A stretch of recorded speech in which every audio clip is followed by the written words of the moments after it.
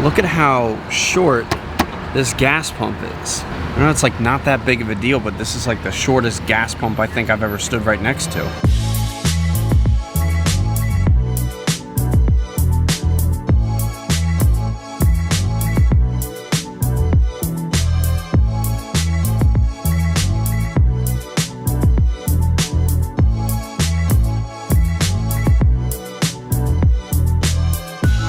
So today we are out in Westminster, and we're out here today because I have been asked by Chuck to come out and retake some drone pictures from that super duper colossal house that he and I did all the way back in March or February, I think it was. Now he asked me to come out and retake these pictures because it is now finally summertime and all the trees are covered in leaves. They're looking great. The grass is green. It doesn't look like winter. There's no snow on the ground and everything's just full of life out here. So it's really only 4 pictures that I have to retake, which is actually kind of nice.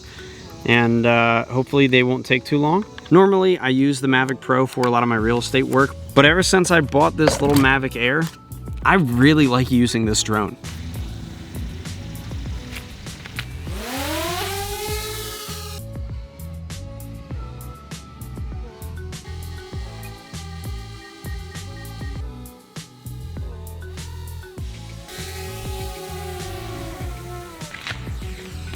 Cool, Mavic Air never disappoints. So I know that I talked about in my videos I want to start adding a little bit of value to things, and I want to kind of start offering some information, maybe, you know, some helpful tips here and there, other than just taking you guys along and showing you, hey, I'm doing this and we're doing this thing today and we're gonna be going out here today. So I figured that right now is probably a great opportunity to talk about why I like this drone, why I bought this drone, and why I decided to keep this drone, even after I kind of debated on returning it shortly after I purchased it. So while I'm doing that, I'm gonna be slowly packing this thing up so I can get down to work here very, very shortly. I'm not gonna bore you with the specs, and I'm not gonna go into too much detail about this drone, just a couple of things that I've noticed, a couple of things that I've learned, the positives as well as some of the negatives with owning this drone in 2019. So the Mavic Air is a foldable drone that was released by DJI at the very beginning of 2018, which is almost a year and a half ago. Since then, they've come out with multiple drones,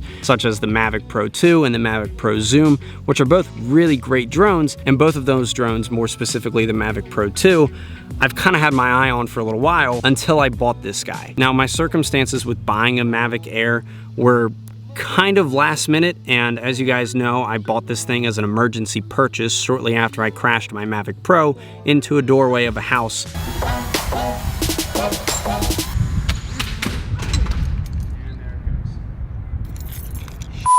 So shortly after that, I went out to Best Buy, which was like 5 minutes away from the listing, went there, tried to find some extra propellers for my Mavic because the drone was totally fine. I just broke all the propellers, but the Best Buy didn't have any Mavic Pro propellers. So it was either go back, tell my real estate agent, hey, I can't fly the drone today, we're gonna have to wait, or buy a drone and just knock this thing out. So I went ahead and followed through with the latter, and I walked out of that Best Buy with the Mavic Air. So immediately after I bought the Mavic Air, I kind of had a little bit of buyer's remorse, and I wasn't sure if I wanted to hold on to this thing. Right off the bat, I thought there really wasn't much difference between this drone and the Mavic Pro, which is the one that I already had. And I really didn't use the Mavic Air a lot until maybe a month after I purchased it. I really began to break it in, and I really began to use it more when I went out for Cheat Fest. I used it more when I was up in Crossfork, and on top of that, I used it heavily when I was down in the Outer Banks. I think I only flew the Mavic Pro once while I was down there, but I had this dude up in the air on a daily basis. And after using this drone a lot more within the last 2 months, I really began to love this drone, and I really, really have a lot of faith in this little aircraft here. So to cut to the chase of the video, there are a few different reasons why I believe the Mavic Air is a great option for a drone in 2019. Now, with cameras and with technology constantly advancing and with new things coming out, different cameras and drones and whatnot, they become obsolete or they become, you know, outdated months after they're released because something new always comes out. But this guy right here, I feel holds a very special spot for those who either want to buy their very first drone or are even looking for a backup or, you know, a plan B, plan C, whatever kind of drone. They just want something else. This is actually a really, really, really great drone to have. The number one is the price. When I bought this guy, it was probably about $700 $700, close to $800, but a lot came with it. Obviously, you get the battery, you get the remote, you get the propellers, you get extra propellers. My biggest thing though were these propeller guards, which are huge. They are great because if this guy gets a little too close to a tree or gets a little too close to a wall, if I'm flying it indoors or in a really tight spot, these little propeller guards act like little safety bumpers and prevent this guy from flying into anything. So the price, pretty decent, especially considering if you can only get a Mavic Pro for maybe like $1,000, maybe $900 nowadays, and it just comes with the drone, it just comes with a battery, the remote. Really, the Mavic Air came with a little bit more in the box, in my opinion, than the Mavic Pro. The sun's actually getting ready to start beating down on me. I'm gonna go ahead and move over here to the shade. Okay, that looks a little bit better. So my number 2 reason for why this is a great drone is because of what you get inside of this little guy, more specifically with the camera. So the camera on this guy is right here. It's attached to a gimbal, much like the Mavic Pro. What's great about this camera though is that there's no ribbon exposed. Now what's great about there not being any ribbon exposed on this drone is because an issue that I would constantly face with the Mavic Pro was that if either sand or a little bit of dust or even the slightest little abrasion, if this ribbon got damaged even the slightest little bit, it could basically just break your drone, and then you would have to send it in, because at that point you could not control your camera properly. You couldn't control the gimbal movement properly.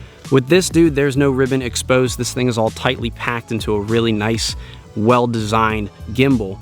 There's no parts hanging out. So the other great thing about this camera is the image quality. Right out the bat, this thing can shoot 4K at 30. I shoot 4K at 24, it does that as well. As for the pictures, it takes 12 megapixel RAW. The dynamic range on this camera isn't out of this world, but after getting used to it a little while, it's actually fairly decent. I'm not gonna delve too deep into image quality stuff. Just bottom line, the camera is awesome for the size and for the price of this drone. And speaking of size, that is my reason number 3 for buying this drone. It is the size. This thing is the size of my cell phone. I could put this drone in my pocket if I wanted to. So the size is awesome on this thing, because with the Mavic Pro, that drone is at least that big, and it's at least that big when it's folded out. This guy is at least that big when it's folded out. It's almost the size of a DJI Spark, just a tiny bit bigger, but it is just the right size to have a small enough footprint in your camera bag. Now, if I go all the way back to the end of last year on December 31st, when I talked about simplifying my production, simplifying how I do things, the ability for this drone to be so small, for it not to take up too much space, is pretty much right on the money with allowing me to simplify things. I really don't have to do too much with setting this guy up. If anything, it's a tiny bit quicker, I think, than having to set up your Mavic Pro or your Mavic Pro 2 or even your Phantom. It'll take you minutes to set up a Phantom. But I could keep this thing in my sweatshirt pocket, I could keep this thing on the top of my backpack, and all I gotta do is whip this thing out, unfold the wings, set it on the ground, connect it, I'm good to go. Because this drone is so tiny, I've actually been able to really cut down and really slim down my setup and really slim down my equipment that I need for certain jobs. I just pick 2 lenses, just take 1 camera, throw this guy in my bag, and for the first time ever, I've been using this tiny little camera bag that I started out with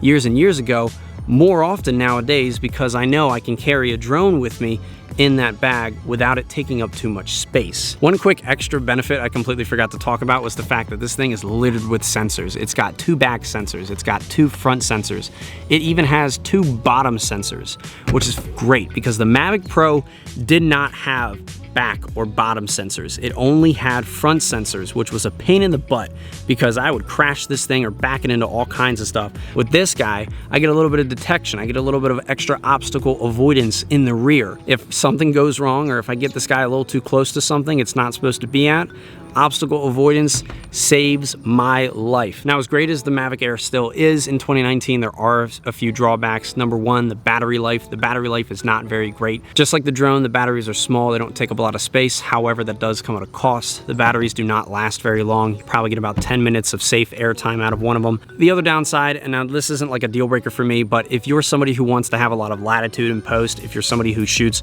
all of your productions in log, for example, with the Mavic Pro, if you were shooting in D-Log, this guy does not have D-Log. It has D-Cine-like, which is kind of close to D-Log, but just does not give you as much stuff to work with. However, for me personally, I've kind of come to like D-Cine-like. I love the colors on this camera. With D-Cine-like, there's a little bit of flexibility, not as much as D-Log, but there's just enough that you can kind of correct some stuff in post, but not everything like you could with D-Log. So really just not having D-Log and not very great battery life are the only two negatives that I have noticed with this drone since owning it. Now, obviously the benefits outweighing more of the cost with this drone, the price, the image quality, the extra sensors, the size. The Mavic Air is a fantastic option for a drone in 2019. So with that being said, that is it for this video. I really hope you guys enjoyed this one. In fact, I would actually love to know what you guys think about this. Did you like this video? This is not a 100% deep and comprehensive review on the Mavic Air. These are strictly my opinions and things that I've come to notice about this drone. But do you guys like videos like this? Did you like this style of the daily vlog, taking you out to a real estate listing, explaining a little bit about the gear that I use? Because really,